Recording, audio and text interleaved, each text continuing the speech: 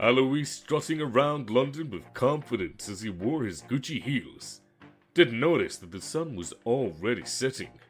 He thought of going back to his home box, but realized that he had lost himself. He wasn't familiar with the area he had wandered off to. Oh, where the bloody hell am I supposed to sleep now? Ugh!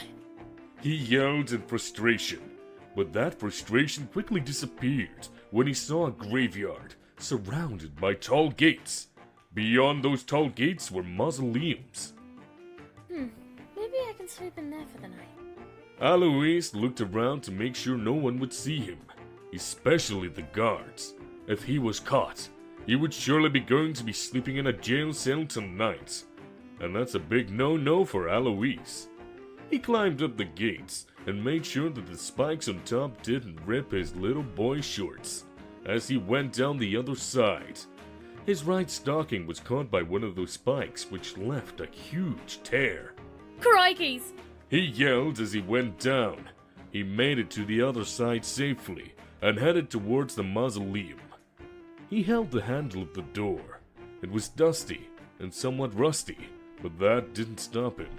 However, something else did. The door to the mausoleum was locked. Fish and crumpets! Open up already, you thought! Alois banged at the mausoleum door furiously, which caused somewhat of a racket. Luckily, there was no one who heard him being insolent. He stopped banging on the door and decided to give up. He looked around the cemetery and noticed a few more mausoleums. He tried opening those too. They were locked as well. He roamed around the cemetery, feeling very irritated. He decided to take a break and sat on one of the tombstones. This is so unfair. Claude should have defied me and stayed. I wouldn't be in this mess if he loved me. If I kill myself, where the bloody hell will I end up? Heaven's gates will never be open for me because of my contract. And Claude will probably just kick me out of hell. Where are my relatives when I need them? Alois groaned and looked down. Right when he did, his question was answered. Under his feet was the former head of the Trancy household. This made Alois smirk. The old man probably has something valuable on him. I wouldn't bother if I were you. Alois jumped when he heard the man's voice behind him. He had freakishly long white hair that covered half his face and wore black, long, shaggy clothing paired with a hat of the same color. A Cheshire smile was plastered on his face. Who the hell are you? Why, my name is Undertaker. I'm a funeral director. Pleasure to meet you. And you're a tad too late. Grave robbers raided that tomb weeks ago. What? That's impossible! Well, that's too bad, honey. It happened. Wait, you said you were a funeral director? Yes, I did. Wants me to say it again? Alois found this is a job opportunity, so he could earn money to buy his needed Gucci. Please give me work. I need money. Alois knelt down on Undertaker's foot and held him by the leg. This caused Undertaker to laugh at his pitiful state. Well then, that laugh was a good exchange. Fine, I'll give you what you want. Oh, thank you, good sir. Come now, little boy, let's go to my shop. And so, Alois followed Undertaker to his shop. As they got closer, the buildings became more familiar to Alois. After 5 more minutes of walking in twists and turns, they have arrived at their destination. They stopped at the front door. Now you should rest up first before you go to work. You seem tired. I'm good, sir. Thank you for offering me. Undertaker then opened the door to his shop, revealing a room filled with coffins. This made Alois pause. Undertaker led Alois to a coffin and opened its lid. Here is where you'll sleep. Hey, I may look pale and hungry, but I'm not dead. Then sleep on the floor if you wish, little boy.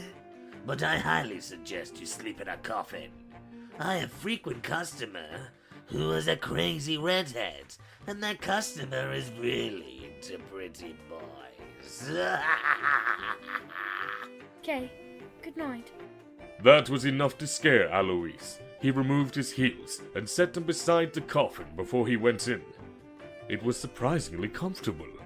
He made sure to put the lid over to avoid the crazy redhead customer Undertaker mentioned. Don't you bloody dare nail the lid shut, you hear me? Of course. What fun will that be? Alois fell asleep soundly. It was the first time in days he actually slept on something soft.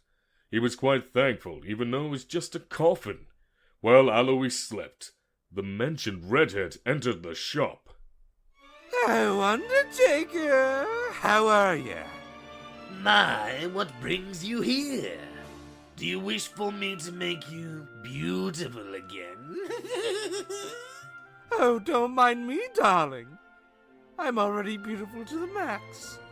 Deadly sexy at that. My beauty is no joke, you blind man. If you weren't so handsome, I would have killed you.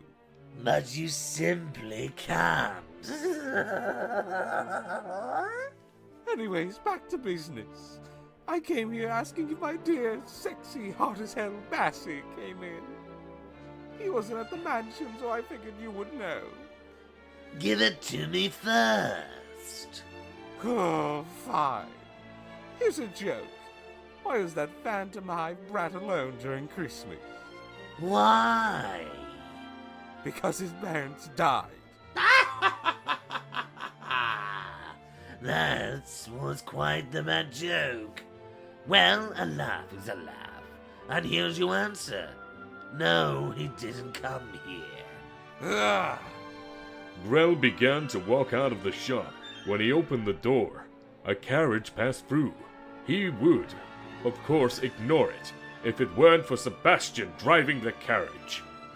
Oh, Bassie! Over here! Seeing Grell warped Sebastian's charming face into an annoyed look. Sebastian and Ciel sped away at a speed Grell wouldn't be able to catch up to. Oh, Bassie, you're so cruel! Wait up! Ah! Grell ran after Sebastian with the speed of a drunkard. A few hours after that fiasco, the clock hit 6. The sun wasn't fully up yet, but the sky was becoming brighter. Alois woke up from the sound of a metal click. Is it morning? Alois pushed the lid upwards, but it didn't budge. Undertaker? What the bloody hell is going on? Alois banged on the lid. The cover of the coffin made a metallic clanking sound. Undertaker graced his way into the room where Alois was. Oh? First you banged the mausoleum doors, now you're banging my coffin? Must you bang everything? I wouldn't if you didn't do this. What in the bloody hell did you even do? Well, I chained the coffin up. I told you not to shut the coffin lid. I know you heard me. Emphasis on shut. I didn't shut your coffin. I simply chained it.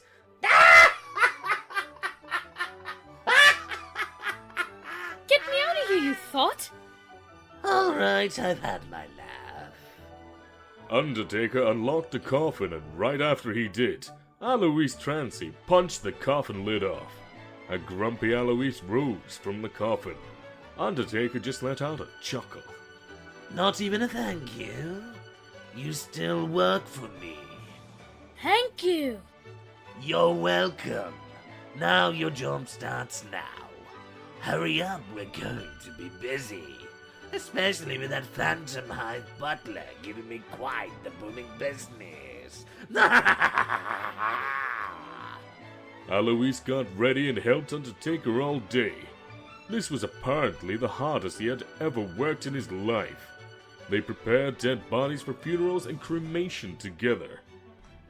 Alois was actually enjoying his company.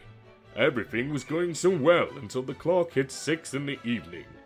Grell re-entered the shop in the happiest mood he could be. Oh, Undertaker! Oh, welcome back, Grell. What brings you back? Corpses? Blood? Oh no, I'm not after that. I'm here to ask for human money. Oh, you have come to the right place. A lot of my customers tip me a huge load of cash. But why would a Shinigami need human money? Well, that phantom hive rat gave me a sweet deal that if I left them alone for this morning, which I did, he would give me Bassie for 3 whole hours. And I wanted to look my best. I saw this gorgeous red dress that sparkles. However, it's such a small size. And that damn dressmaker wouldn't make me a commission if I didn't have money. Well, you know the payment. Where can you mostly find CL? At the CLing.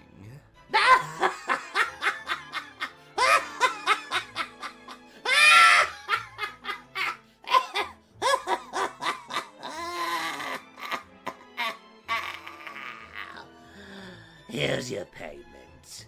Undertaker gave Grell 2/3 of his human money, which he didn't care for. Alois peeked over and saw Undertaker giving money to Grell. What the hell? You're giving him money just because he told a joke? Well, yes, that's what he asked for. Well, who's that cute little blondie brat? Oh, he wanted a job, so I gave him one. Well, I never actually asked for your name. My name is Alois. And still, how come he gets money for such a lame joke? Well, Grell asked for money. You asked for a job. Alois groaned in frustration. This made Grell smile like a Cheshire cat. I love it when men argue over me. Grell twirled on his toes while he giggled. When he stopped, he noticed a pair of beautiful 3-inch pink Gucci heels near a coffin. Oh my, this looks like a darling. It's not red, but pink will do. When I went to the Gucci store, all their shoes were out of stock. Undertaker, I'll take this also. You're welcome too. Wait, those are mine, you thought? Too late. I have to hurry now or else I'll be late for my date with Massey. Wait! Grell took off wearing his newly stolen heels, leaving Alois frozen in place. Oh my, it seems like you're done. Here's your pay. Alois received 1/3 of Undertaker's money, but he still felt empty inside. It was as if his soul was just snatched away, and the money he received wasn't even enough to buy him Gucci.